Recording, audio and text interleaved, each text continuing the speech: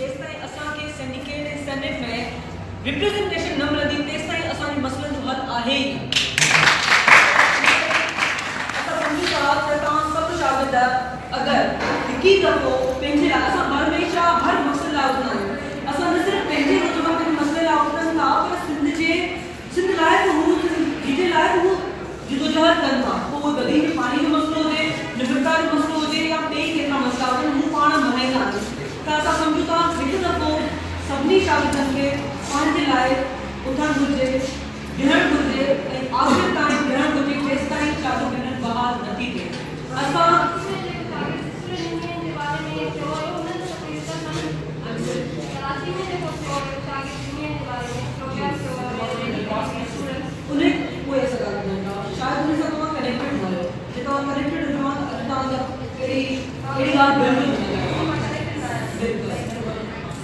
मुसलसल काफ़ी अर्से खां जॾहिं मार्च थिया उन खां पोइ सिंध गवर्नमेंट न सिर्फ़ु बिल पास कयो पर उन ते कमु बि थी रहियो आहे जंहिंते असां पाण लेजिस्लेशन में सभु ॾिसण रहिया आहियूं। हाणे असांजी सिंध असेंबली में मीटिंग थी हुई, उन जो महीनो बि न आहे उन में असां जीअं तव्हांखे ख़बर आहे बिल जेको पास थियो उनजी शक्ल अहिड़ी न हुई जेका एक्सेप्ट करे सघे। उन में प्रोटेस्ट हो न्याणियुनि लाइ उन में का बि उन्हनि सिंडिकेट में सीट न रखी हुई त असां उन्हनि में सीट रखाई आहे, उहा अमेंडमेंट कई आहे।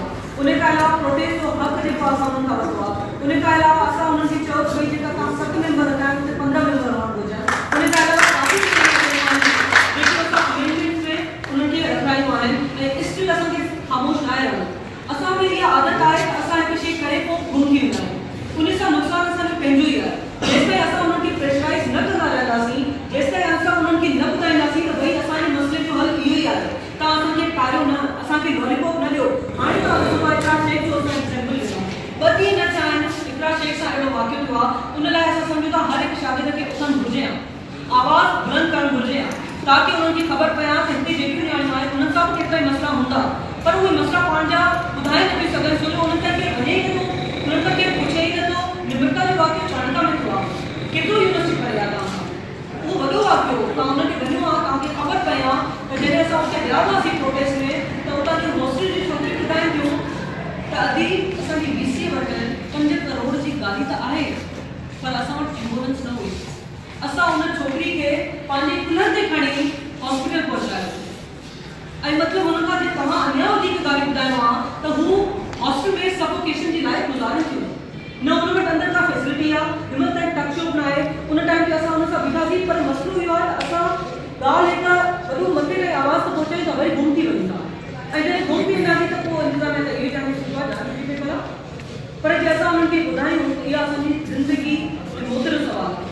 असां हाणे ग़ुलामी जी ज़िंदगी वधीक नथा घारे सघूं।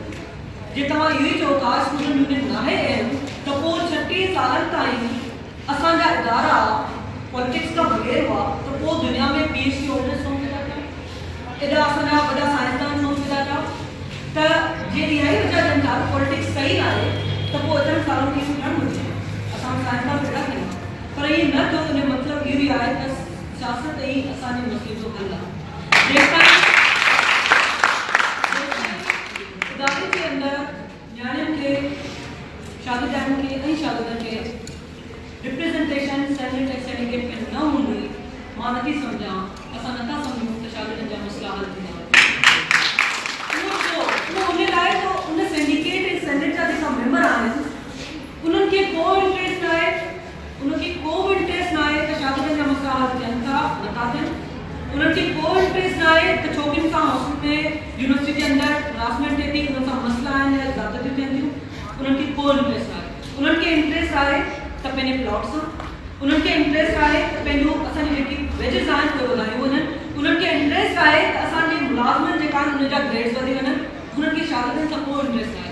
इन करे जेसिताईं सिंडिकेट में सेनेट में शागिर्दनि खे रिप्रेज़ेंटेशन न मिलंदी, स्पेशली मुंहिंजी वॾी ख्वाहिश आहे त असांजे वुमेन खे रिप्रेज़ेंटेशन मिले। मुंहिंजी इहा वॾी ख्वाहिश आहे। उहा इन करे ख्वाहिश आहे त यूनिवर्सिटी में उन्हनि जो आवाज़ किथे आहे ई न। असां कॾहिं उन जो आवाज़ ई न ॿुधो आहे। उन्हनि खे ॿुधो ई न आहे त उन्हनि जी तकलीफ़ूं यूनिवर्सिटी जे अंदरि आख़िर आहिनि कहिड़ियूं ऐं असां ॿुधणु चाहियूं बि नथा। इन करे जेसिताईं उन्हनि जो आवाज़ हूंदो तॾहिं उन्हनि जो आवाज़ अॻियां ताईं ईंदो। ऐं मुंहिंजी असांजी वॾी ख्वाहिश आहे त हू हाणे पंहिंजे ॿाहिरनि सां उहे बि पंहिंजो आवाज़ बुलंद कनि ऐं दुनिया ताईं उन्हनि जूं बि तकलीफ़ूं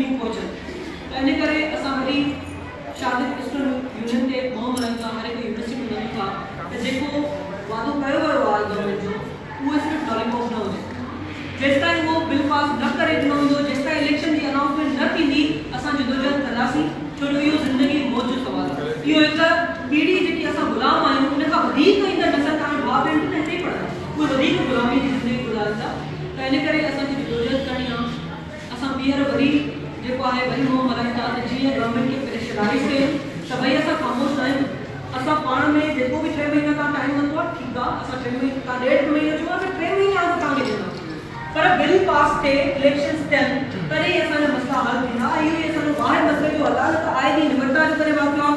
कॾहिं वरी शायान जी तव्हां ॾिसो त बस जे हेठां अचणु शागिर्द जो इन खां वधीक कहिड़ी शर्मिंदगी जी ॻाल्हि आहे। ऐं कंहिंखे को परवाह ई न आहे, हर को पंहिंजी ज़िंदगी में मगन आहे, हर को पंहिंजी ज़िंदगी गुज़ारे वेठो, जीअं त मां हुनजो ज़िंदगी एतिरी हाणे एतिरी मामूली थी वई जिन का वैल्यू ई न आहे। त इन करे असांखे ॿुधणु घुरिजे, हिकु थियणु घुरिजे त जीअं ॿार बि गुज़रियो आहिनि, तव्हां सां वधीक न वेही सघनि ऐं तव्हां वधीक जेको आहे तव्हांखे छोकिरियूं हुजनि, नुक़सान हुजनि, जेका बि तव्हां चाहींदा आहियो, असां इहा उमेद कयूं था त सभु गॾु वेंदा। ऐं जेको थोरी प्रिफर करे थो, थोरी प्रिफर